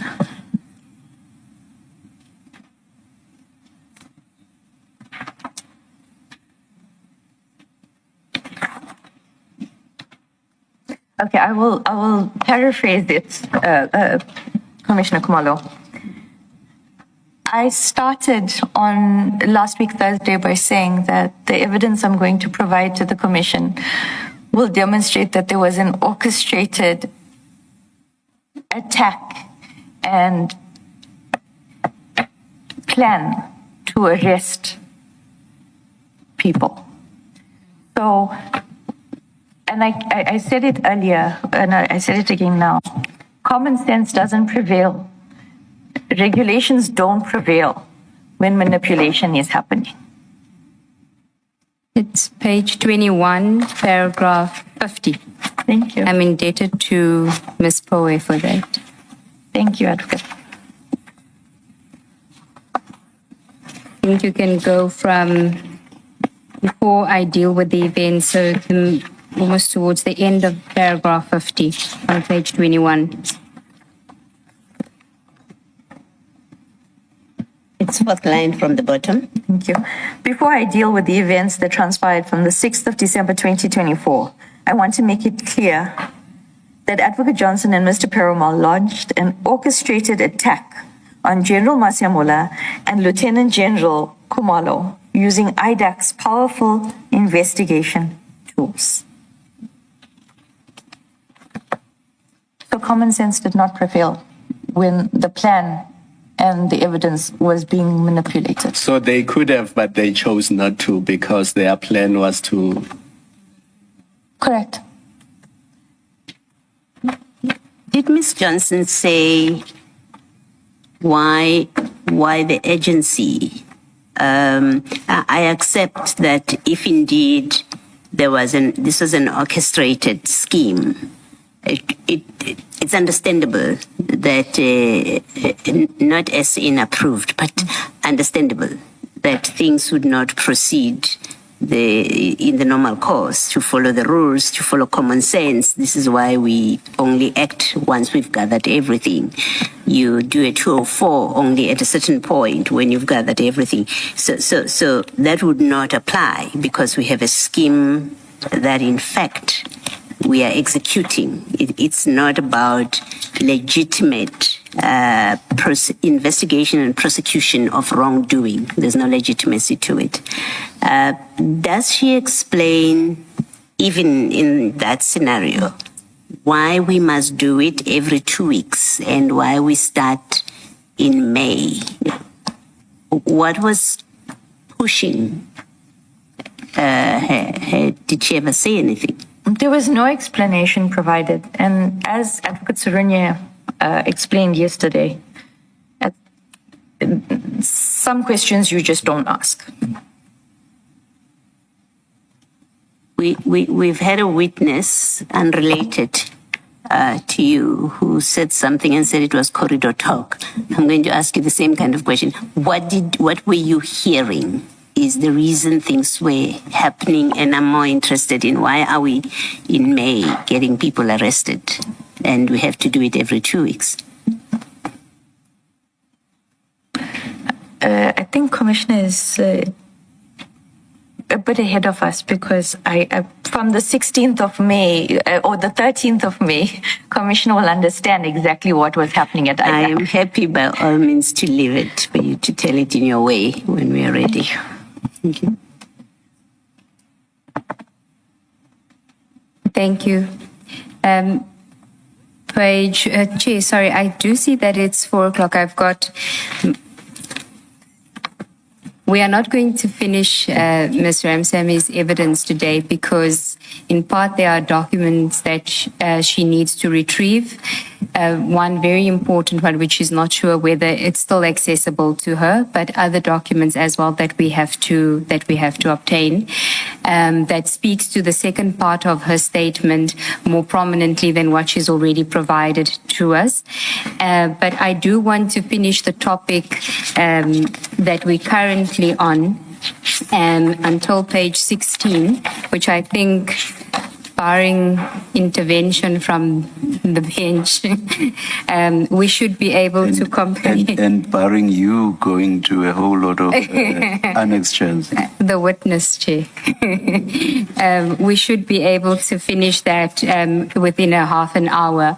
It relates to documents that the commissioners are already familiar with, but she produces counter documents to that has been produced. And then we will leave the next big topic for Ms. Ramsamy to return and deal with that once she's collated the documents. If I find them. Yes. Thank you, Chair.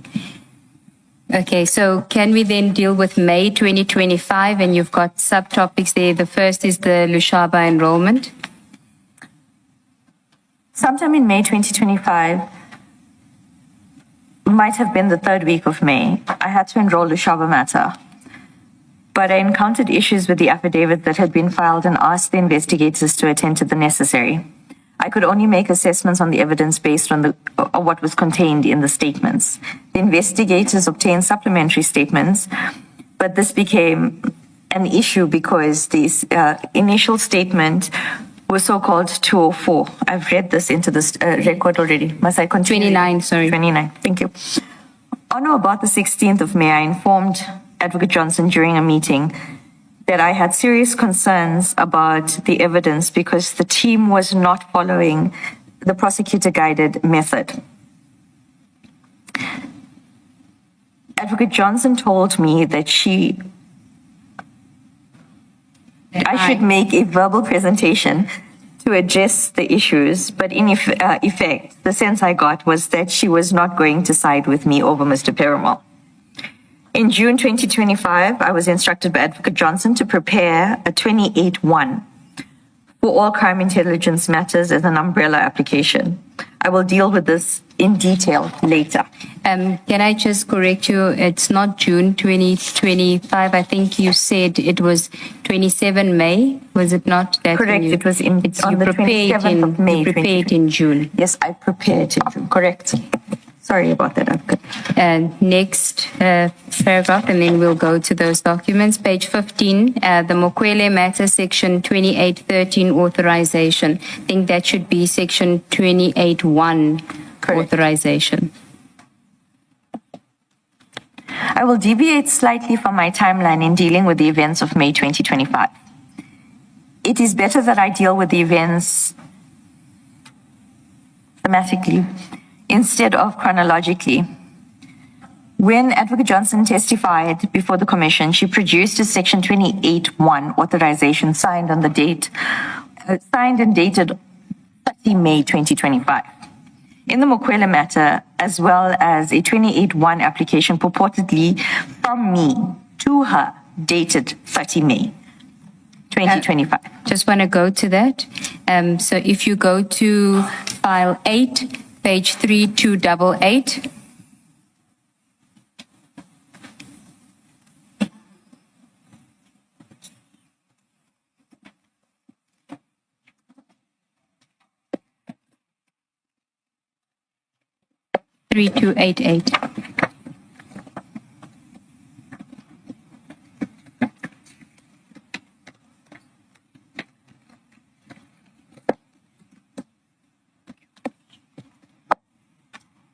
I'm there.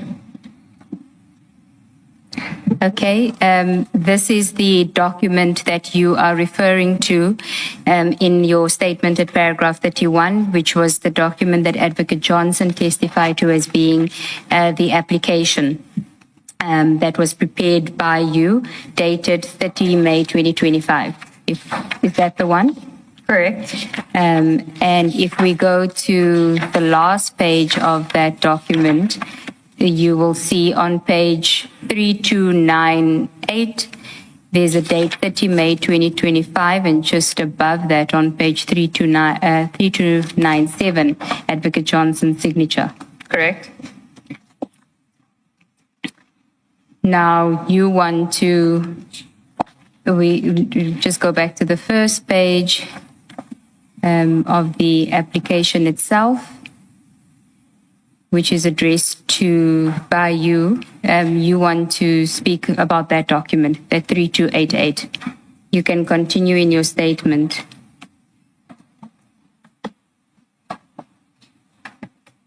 Here. Just before you do that, it says that it's from Advocate D. Ramsamy, title State Advocate 30 May 2025 to Advocate Johnson. Correct? Yes. Advocate Johnson testified before this commission. She produced a section 28.1 authorization signed and dated 30 May 2025 in the Mokwele matter, as well as a section 28.1 application purported from me to her dated 30 May 2025. I did not prepare this application, and the authorization could not have been signed and approved by Advocate Johnson on the 30th of May 2025. As these documents suggest, I say so for the following reasons. During the meeting... Sorry, before you say that, so what you're saying is that the document that Advocate Johnson produced that she indicated was the authorization for the 28.1 investigation into the Mokwele matter. and that was preceded by an application drafted by you, sent to her, in order for her to authorize the investigation on 30 May 2025, you say you did not prepare that document. Correct. Okay. And you say that not only did you not prepare it, but that authorization couldn't have been, that investigation couldn't have been authorized by Advocate Johnson on the 30th of May 2025. Correct. Okay, and then you tell us why you say so at 32. During the meeting on the 27th of May 2025,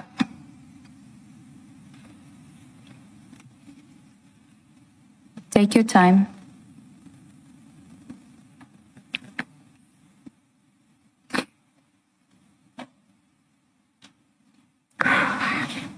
Advocate Johnson instructed me to prepare one umbrella, Section 28(1), for all crime intelligence matters. May I please have a vote? Let's adjourn.